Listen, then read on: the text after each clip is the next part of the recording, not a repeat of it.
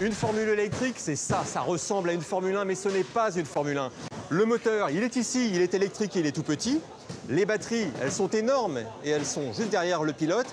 Évidemment, ça change tout, notamment le son qui se situe entre celui d'un mixeur électrique et celui d'une machine à laver lancée en mode essorage.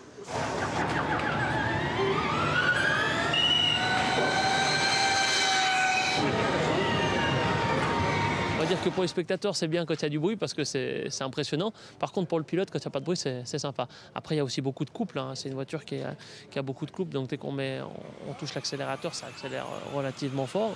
Mais le pilote, une fois que vous le mettez dans une voiture et qu'il est en compétition, peu importe la voiture, peu importe là où il est, il n'a qu'une envie, c'est de gagner. Toutes les voitures sont identiques. Ce sont les pilotes qui doivent faire la différence et les réglages.